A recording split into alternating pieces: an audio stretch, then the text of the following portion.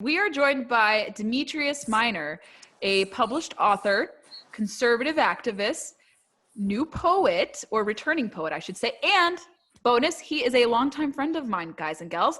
I've known Demetrius for about a decade, going on the better part of that. We became friends in August of 2012 at the Smart Girl, or it was July 2012 at the Smart Girl Politics Forum in Alexandria, Virginia, and that's my wicked photogenic memory coming into play. Very good. Wow, that's impressive.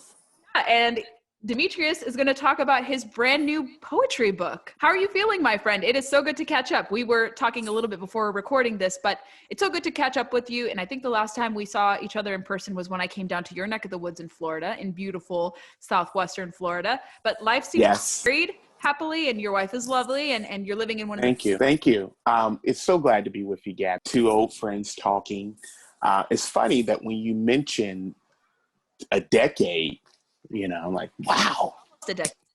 I'm old here. 9 years, sorry. We're in 2021. Yes. Sometimes it's hard to forget that. Almost a decade. Coming on 9 years. Life is good. Living in Tampa, Florida.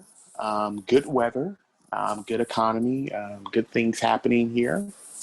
And, just like the average person, just trying to navigate through these turbulent and unconventional times the best that I can, trying to stay hopeful, trying to stay optimistic, and enjoying the journey. Yeah, you have to have that kind of eternal optimist spirit, especially given the fact that we still have a pandemic raging. It seems like we're divided as a country than ever politically and culturally. It's just so much turmoil. But I think we can even look at the bad and then still take away the good. I think there's still many good things. This is still the best countries out. I'd say arguably the best country out there, even with her faults. The greatest. Absolutely. And with her faults and all. And you were inspired by this past year to put your thought into prose, and you wrote a poetry book. So why don't you show everyone who's watching what exactly materialized from your little effort? Absolutely. Well, as aforementioned, this is the poetry book. It is called Sunflower Seeds, Poetry in a Pandemic. It is available in paperback and ebook format on Amazon for a very, very low price. And this is how it all came about. I want to say that in March of 2020, the quarantines and the lockdown first began to take place. And very unconventional, trying to adjust to this new normal.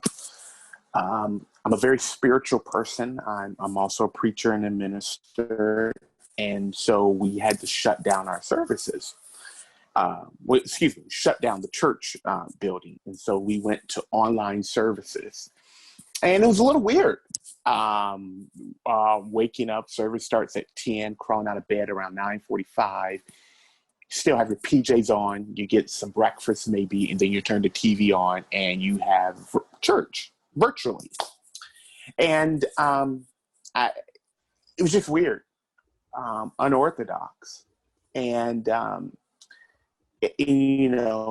people were having to adjust economically with their jobs, working from home. And then some people lost their jobs, unfortunately. And during an online service, pastor challenged us. He says, there are going to be some people who are just going to simply lament the times that we're in. They're going to whine, they're going to gripe, they're going to complain, but they're not going to push themselves forward. And he said, but there's going to also be a group of people who are going to make the most of this time. So he said, take this time to draw closer to your family, obviously to draw closer to God.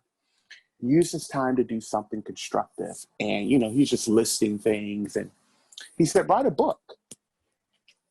So I told myself, I said, well, I've done that before. Yes, you have. And then I remembered as a young man, probably a teenager, I used to write a lot of poetry. And my mother used to keep it in a scrapbook. And she would tell me, she was like, you need to publish it. But Gabby, you know how it is. You're young. You don't really listen to your parents. You're like, yeah, whatever. You're just saying that because that's my mom. she's like, you need to seriously publish this. And she told me that more than once. And so here it was years later. And I said, why not? Now's the time to do it.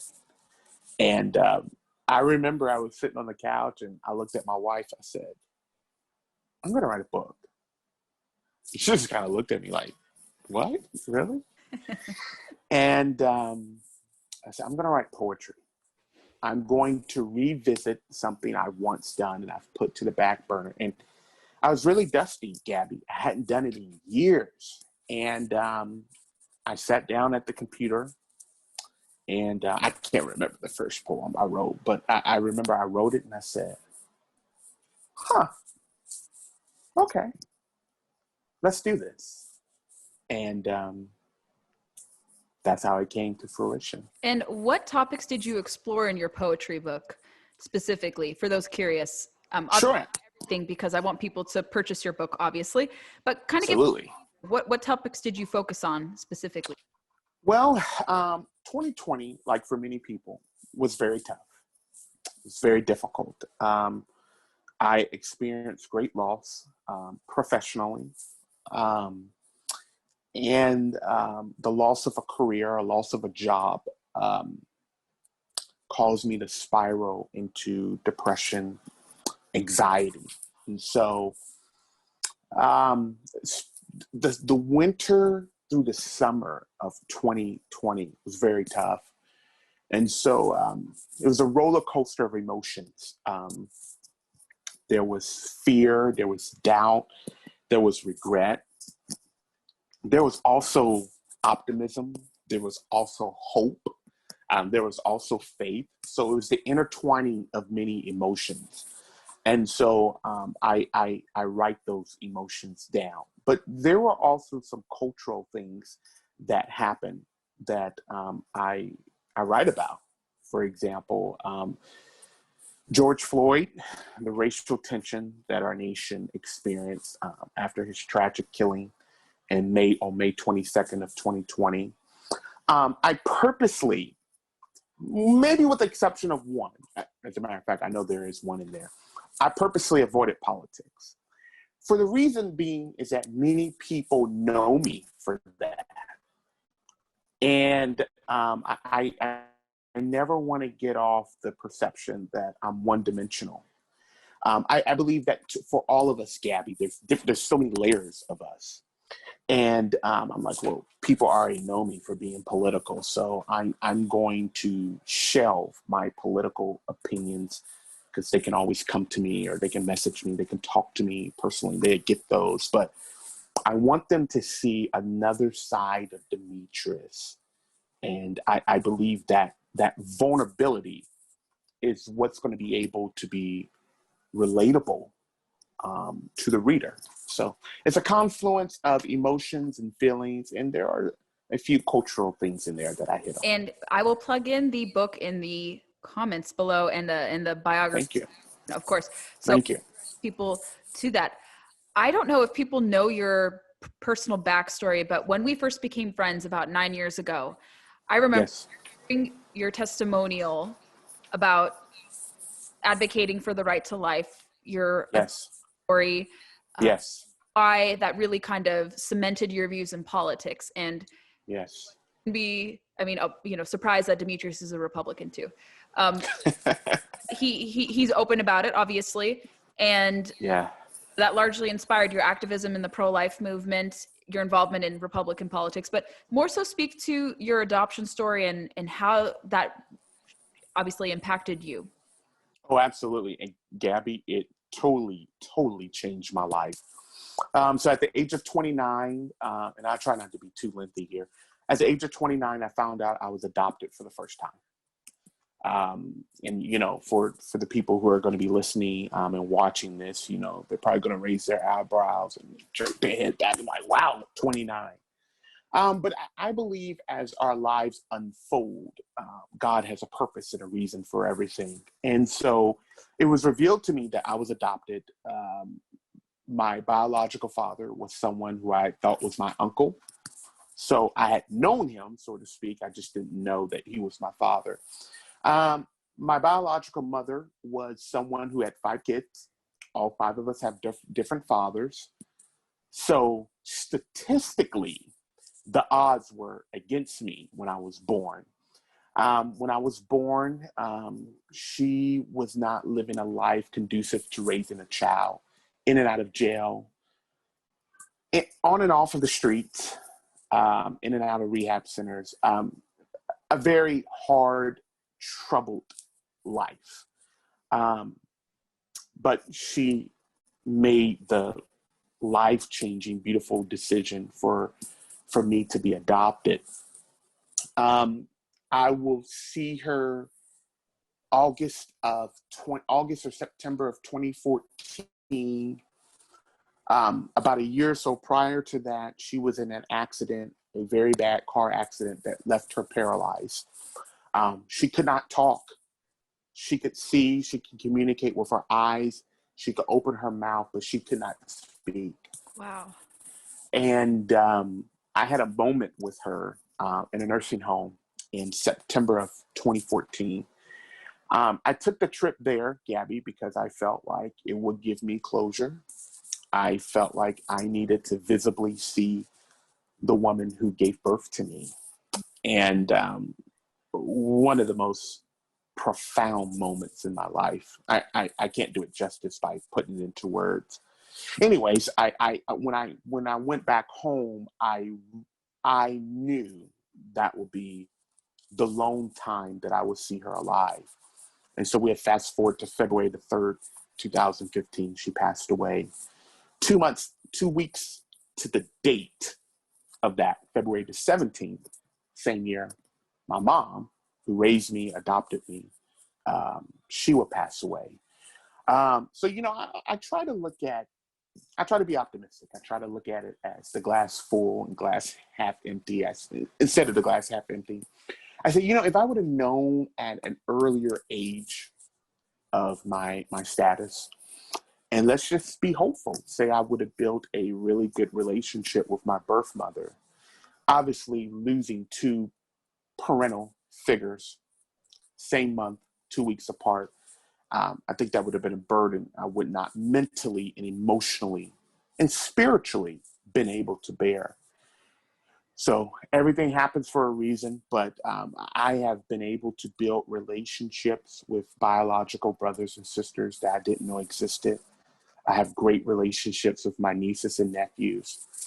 And so out of it, a beautiful pro-life testimony was merged. And so I tell people, I'm pro-life, not because it's political, because it's personal. And being an African American, a mom who had 5 kids, different fathers, and you and I both know how abortion centers, strategically located in low-income demographics, minority communities, the alternative decision could have easily been made for me not to live. And it wasn't. And I'm forever grateful. Forever grateful. Yeah, and your retelling of the story, like I remember when you first told me, it just kind of shook me to the core. I think the gift of life is beautiful, regardless of the circumstance. And it's sad that many people don't really respect that. Even today, independent of abortion, just kind of how people view the elderly, how people who are mentally ill, or people who are in danger, and you see the bystander effect, and you don't help someone who is hurting, or the opioid crisis and other different crises or situations out there. I have 2 brothers that I have never met. And why is that? Because one's incarcerated, and one just recently finished serving a sentence. Wow. And then I have some siblings on my biological father's side, that I have not met due to some other circumstances.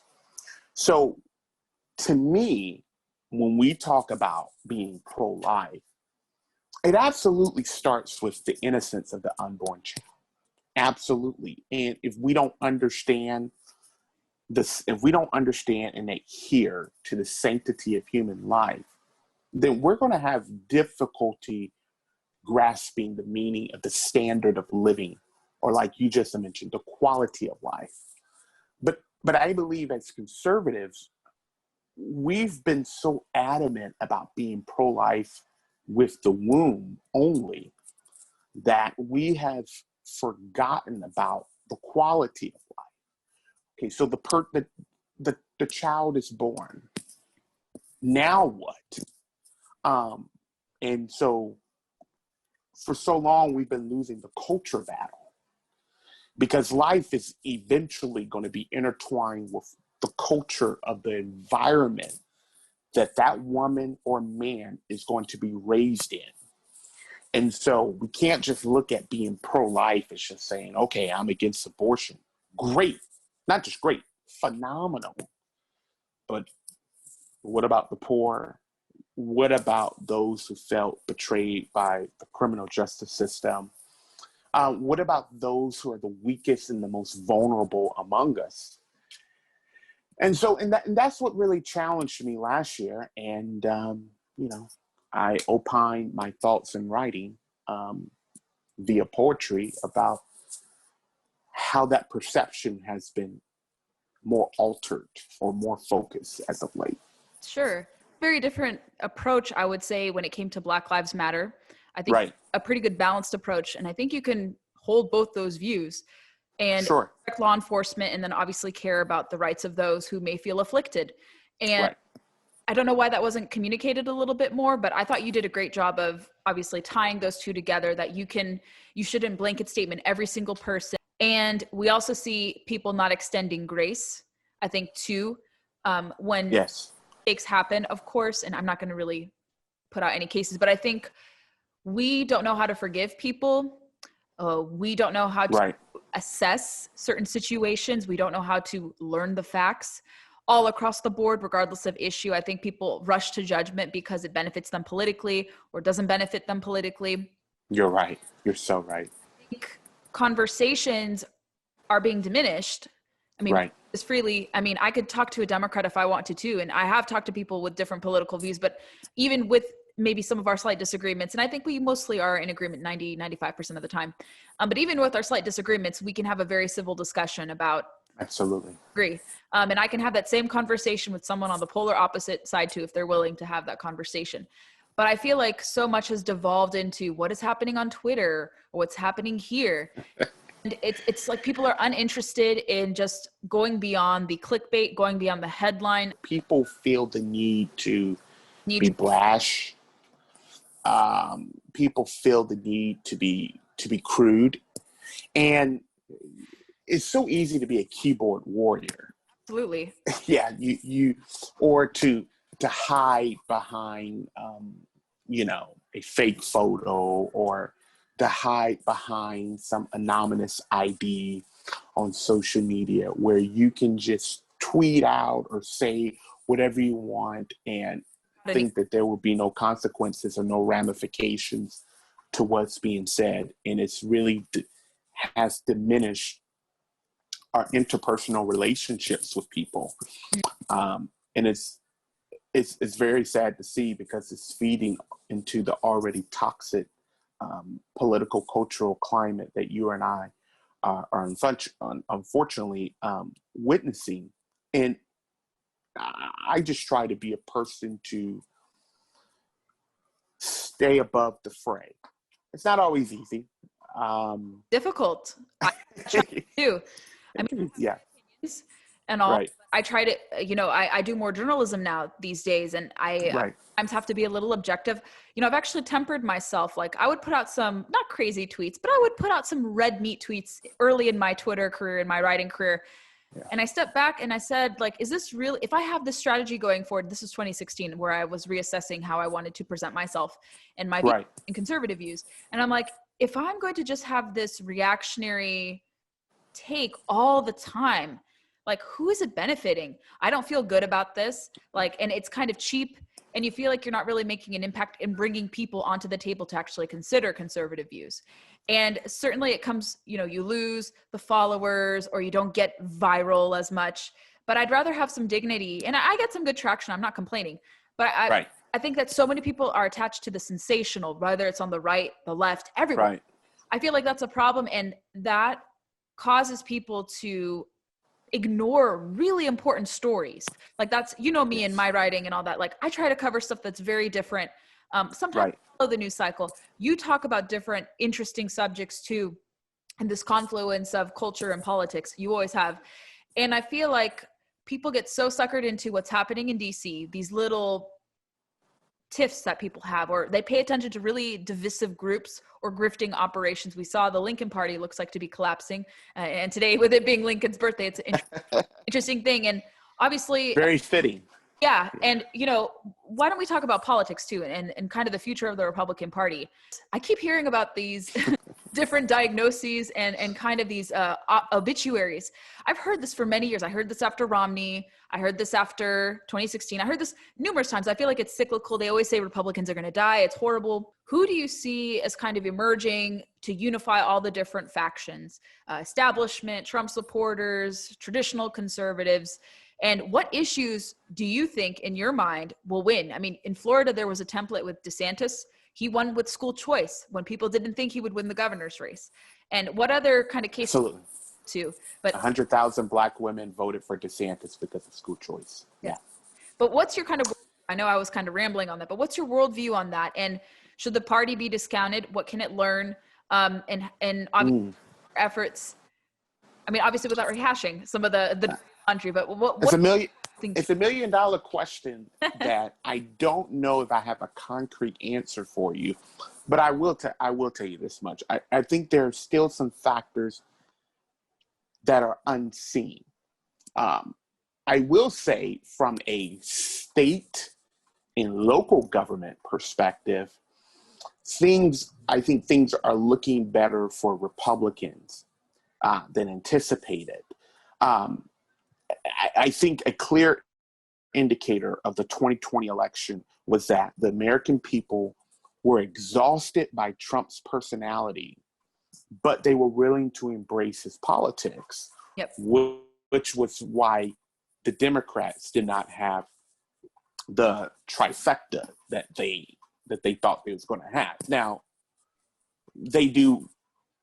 Let's be a realist here. They are in control of the House, and they are in control of the Senate, a very razor-thin majority. I'm not sure.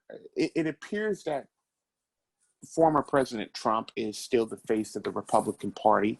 Will he be the loudest voice in the Republican Party? I don't know. I think the GOP will be, it will serve them well to look to leadership like Tim Scott, incoming freshman, or he's already there, freshman, Byron Donalds. I really like, Scott, Donalds, Romney. I'm in the minority on that, it appears, but I think he's courageous. I think he's a man. He's a man of principle. He's a man of conviction. I think like Democrats, Republicans are trying to find their identity. One of the things that is troubling and startling for me, because I am from Georgia, was how many Republicans actually sat out that special election. And they sat out, Gabby, because they believed Trump's false claim that the 2020 election was stolen, which is just false. I mean, I'm not going to go into it, but the evidence speaks for itself. Because of that claim, there were Republicans in Georgia who did not vote. And we're talking about the balance of Congress. We're talking about, key cabinet officials being named, key legislation trying to come. I mean, you're very big into the Second Amendment. We're talking about jobs that's going to impact, legislation that's going to impact jobs, the economy. Now, I don't know that much about outdoors like you do. I just from my amateur perspective, I don't think Joe Biden is foolish enough to try to run down some anti-Second Amendment legislation, because even though the Democrats do have the Senate, you still have Sinema, you have Man, Manchin, who I think will serve as a roadblock if Biden were to do that. But still, you have Kamala Harris as a tie-breaking vote. And so if 3 to 4 years from now, if there's still a good segment of Republican voters who attach themselves to a mindset that the election is going to be rigged, it's going to be stolen, so why should they vote? That's going to be very problematic for Republicans going forward. However, if Joe Biden continues to be on the subpar start that he's on, and the economy, God forbid, I don't want it to happen, but if the economy were to crash, if jobs were to be lost, there could be an opening for Republicans there. But I don't know. I think we kind of have to be patient. I think we'll have a good indicator of how the Republican Party is positioned when midterms come around. huh, You're having, I mean, you've known this. We've got some Republican lawmakers who are retiring. right. Ohio, Portman, that's going to to be huge. That's a very important race. Yeah. Very important. Alabama with Shelby. Now, I'm quite certain Republicans will win that. But, if they nominate a Roy Moore, God forbid, then Again, we don't need that. You don't want to make a seat competitive that shouldn't be competitive. Exactly. So that to me will be an indicator of where the Republican Party is going. But I think right now they're trying to revamp, they're trying to reevaluate, and they're trying to determine if they're going to be the voice of Trump or the voice of someone else. And it remains to be seen. I don't know. Yeah, I think people are saying that, like I said, taking the good, the Right. advancements, obviously it's amazing to see just how many new faces we have in the Republican Party. A lot of former Democrats, Right. people who were never to begin with. I think there's a huge opportunity with these new people coming in to learn about free market principles, pro-life, social conservative issues, limited government principles, and just, Right. it's probably already ingrained in many folks who are coming in because they I think it will be. I think it will help the Republican Party to talk about the future. to better talk about better about the issues, where we stand in it, and not make politics so much about personalities. Doesn't matter. The people have always made politics about personalities, I think. Right. And they did this on the left with Obama to some degree. Yes. And yes. a little bit with Trump in the Republican Party. But I'm gonna be honest with you. I think it's worse with Trump. I've never seen such an allegiance. And listen, what Hollywood and what the left did for Obama, nauseating. The media, for the most part, has always been in the Democrats' pocket. We know that. But I have never seen such a strong allegiance to a politician. Today, let's take Nikki Haley, for example. Nikki Haley, someone for the most part, high approval ratings within Republican circles. Nikki Haley rumored she's going to run for president. I think we know that. Just a couple years ago, before DeSantis got popular, Nikki Haley was rumored to be a front runner for 2024. And she still could be. Who knows? But she said some things, and I thought the timing of when she said it is interesting. At the end of the day, she's a politician. But she talked about how Trump had made some mistakes and how the Republican Party, was wrong to follow him in some directions. And it seems like as now, the reaction to that is like, she's toast.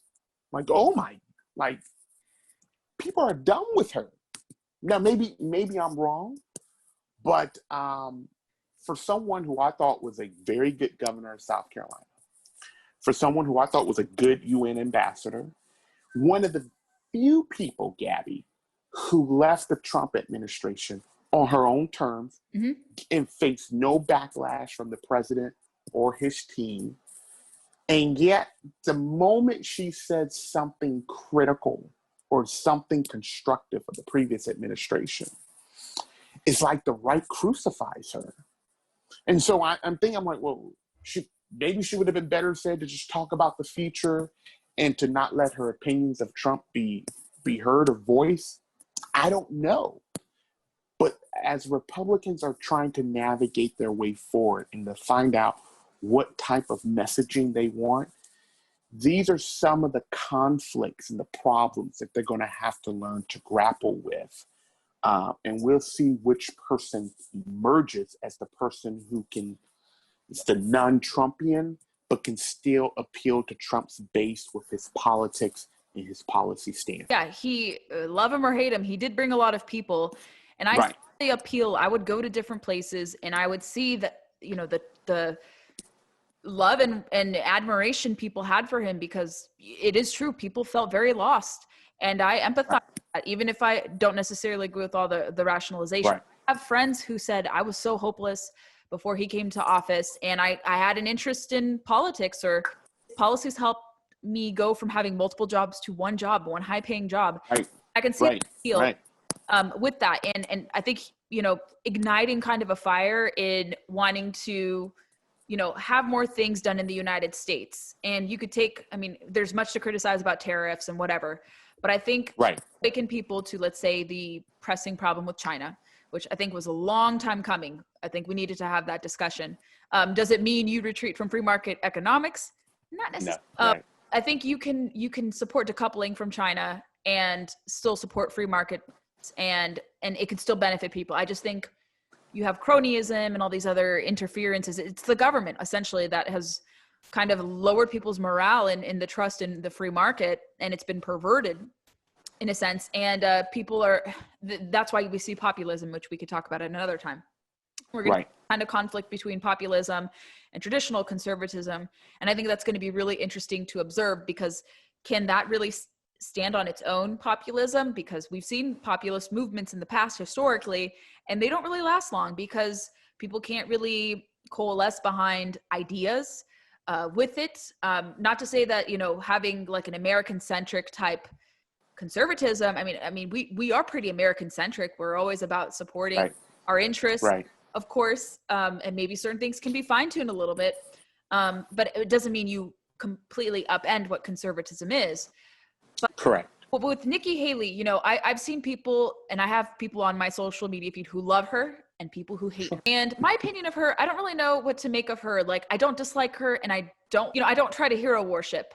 She's a very fascinating character. I don't know if she could be ruled out from politics, because I think people too much, like what the left does this too. They write people off just by mere disagreement. And I think it's really responsible to be like, I'm writing you off because you said something critical. Even though it's not like a really damning thing that she said whatsoever. I think a lot of people, even some of Trump's most devout supporters, have said critical things about him, that he could have conducted himself a little bit differently with post-election stuff. But I think this proclivity or this insistence to write off someone over mere disagreement, and the left can take that and see, look at that civil war in the Republican Party. They're all civil. Right. So it gives people oxygen to do that. And I don't like that.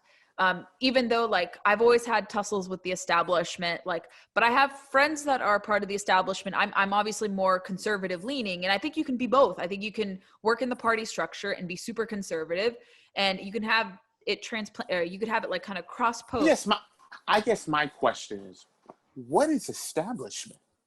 I think that word sadly now gets overused, because it's meant to define, like, if you don't agree with one personality, or let's say in the instance of President Trump, if you disagree just a little bit, your establishment, or if you don't support some policy that is conservative. Now it's just an easy catchphrase, unfortunately, and it's lost its meaning. I hate to say it, because there are institutional problems with party structure and people who are there and they just sit there for decades, don't do anything. They vote with, bad intentions.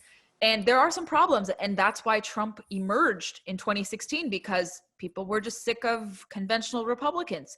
We'll see, what that impact will be on history. And like you said, but now the term establishment is used so loosely, right? Like the term rhino, the least establishment person. Of Boehner, I'm quoted in Politico 9 years ago saying, like, Boehner needs to resign. I've been critical of Republicans. I can still have with fellow Republicans I disagree with, and I think that's fine. Right. And I think Right. maybe once you go into business like I have and you have to coalition build with people, even on your side, you have to kind of put past differences. Like the Kavanaugh hearing, I think was one of the few raw moments where people, Yes. all the Republicans, whether they love Trump, hate Trump, were indifferent. They were able to be like, oh my gosh, this is like what we used to do. We used to come together over critically important battles. Yes. I hate that it has to be a moment like that, but I wish, we see, I think with the cheering of the kind of the demise of the Lincoln Project, we do see a little bit of that there, but I think people fall too much into the division. So they say like Dan Crenshaw needs to never be relevant, or Nikki Haley never needs to be relevant. And where are they going to go? You want them to go towards the Democrats? Like that would be a foolish mistake. I think it has to be a big tent party. And I think you can wrestle with the differences, the caveats, and things of that sort, kind of hash out the differences and come to some agreement. And I think you also have to, I'm with you, Gabby. I'm with you about Big Tent. I'm with you about not silencing voices of dissent, but also bringing order and structure to the movement. sure. Like things like the Cheney versus Marjorie Green, what's her name? Full name? What's that? Marjorie? Yeah, whatever her name. We can't afford to be having those battles. I'm just going to be candid and honest with you. I'm sorry, but someone who's a 9/11 truther or denier and denies Sandy Hook and conspiracy theorists, left or right, but especially in the right, because we need to hold our own accountable. I don't want to listen to what they have to say. And we should be willing to applaud people's convictions, even if we disagree with them. What did you think of her apology? Her so-called floor speech? Do you think that she was sincere in that? Do you think she's going to change? That she's truly apologetic? I can never speak for what's in someone's heart. So I would never attempt to do so. I mean, time will tell. Yeah. Yeah. I saw some crazy stuff, and she's not my favorite member. I really try to ignore her. But if she does change, she should be applauded for a change of heart. Good. For not falling for that. Right. And I think it's important that we clue people in and make sure that they don't fall into these crazy conspiracy theories. Right. Well, we all should be evolving and changing over the years and over the times. I mean, if we want people to gravitate towards conservatism, that means that there has to be a changing and an alteration of views and stances that has taken place. But I think we have to understand what conservatism is. Mm-hmm. I do believe that there is Trumpism and there's conservatism, and that in some instances you can bridge the two. But I think as long as we're in an identity crisis, then we're just going to be shooting at one another, and it's tribalism at its worst. You got Matt Gaetz versus Lynn Cheney. You got Marjorie Taylor Greene versus Kevin McCarthy, or whatever the case may be.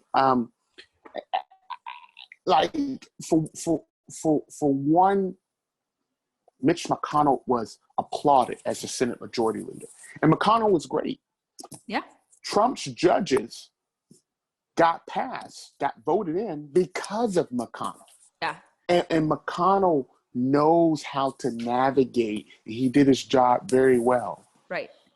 But the one moment he said something that's critical, or he disagrees with how Trump handled something, oh my God, that rhino, that establishment, people got to make up their minds how they're going to stand. They can't just go with the direction of the wind, however it's blowing. They need to have a set of principles, a set of convictions, and to live by them, for good or bad. But people would know where you stand, and we'll see what happens. Where can people connect with you, Demetrius? To follow your musings book. Oh, absolutely. Twitter at dminor85, Instagram dminor85, and you can find me under Demetrius Minor on Facebook. Beautiful. This was a fun, wide-ranging conversation. We covered a lot. Let's do it again. Well, Absolutely. and I would love to come Yes. to Florida and see you and see Raisa again. You're welcome anytime. Yes. Anytime. We'll plan something. But you really are, I would say, like someone who epitomizes sunny optimism. Like even when things are really, really bad, you always have a smile on your face. You're always positive. And that's why I'm so grateful to be your friend and your colleague in the greater conservative movement, because I just look to you and I'm like, I learned something interesting, or he just is so positive and we need to channel that positivity better. So Demetrius, I hope people connect with you. I hope they purchase your book. I hope they follow your musings and connect with you, and we'll hopefully get together again sometime soon. I appreciate that. And before I sign off, I would say continue to do the great work that you're doing with your podcasting, with your writings, with your interviews. Sometimes I'm like, does Gabby sleep? I do. I tried. You're doing a great job. Your voice is desperately needed. And so I applaud everything you're doing. Yeah, any way I can elevate individuals like you, I'm more than happy to. Not simply because you're my friend, because I think we do have to have conversations, even when we may not agree with everything. Absolutely. Important. Like even absolutely, I agree. We gotta be honest, and we gotta sort things out too. So yes, this is wonderful. Thank you. We're gonna do this again. Thank you, Demetrius. We'll do it again. You have a great night.